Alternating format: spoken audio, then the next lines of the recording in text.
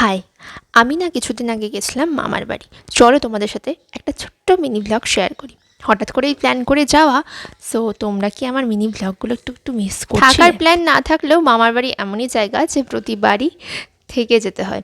So এই হচ্ছে আমার বোনজি যে এসেছিলো, ওই জন্যে আমি থেকেছিলাম। আর তারপরে আমরা ভাবলাম কিছু একটা রান্না বান্না করা যাক একসাথে, ওই জন্য সেটারই প্রিপারেশন চলছে। আর তার সাথে ছিল আমার বড় মামা। তোমাদের কার কার মামার বাড়ি যেতে ভালো লাগে আমার মতন? আশা করব সবারই ভালো লাগে, কারণ মামার বাড়ি এমন একটা জায়গা যেখানে যাব ভাবলেই মনটা একদম নেচে ওঠে, তাই না? সো এই হচ্ছে রান্না আমি বসিয়ে দিয়েছিলাম, আর ক্যামেরাম্যান আমার বুনজি। সো এখানে চাউমিন করব আমরা ঠিক করেছিলাম। সো জলে নুন আর তেল দিয়ে জলটা একটু গরম হওয়ার পরে চাউমিনটা দিয়ে দিলাম। সো চাউমিন তৈরি করা আমি এর আগে একটা ভিডিও শেয়ার করেছি ইউটিউবে, তাই আমি ডিটেলসে বলছি না, তোমরা দেখতেও পাবে কি। আজকে আমি একটা অন্য ব্যাপারে কথা বলবো। কিছুদিন আগে তোমরা জানোই যে একটা প্লেন ক্র্যাশ হলো আমেদাবাদে। সো আর সেই সূত্রে কেবল একজনই বেঁচে ছিলেন, মানে প্লেনের যাত্রীদের মধ্যে। তাছাড়া সবাই মারা গেছে।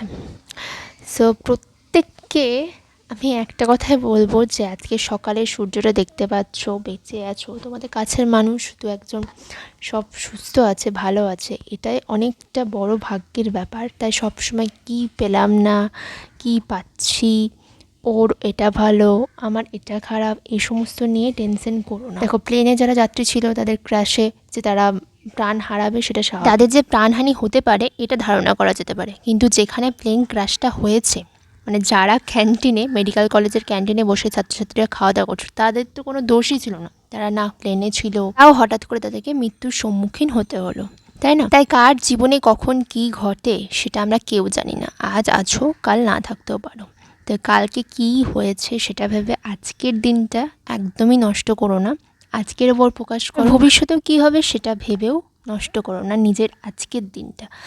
সো যাই হোক, অনেক জ্ঞান দিয়ে ফেললাম, কারণ অনেকে আমাকে জিজ্ঞাসা করছিল যে এই ব্যাপারে কোনো কথা আমি কেন বলছি না। যে আমি কথা কিছু বলছি না বা আমি কোনো ভ্লগে কিছু বলিনি, তার মানে এই নয় যে আমি ব্যাপারগুলো জানি না। এই দুদিন আগে একজন অভিনেত্রী মারা গেলেন, শেফালি বলে নাম।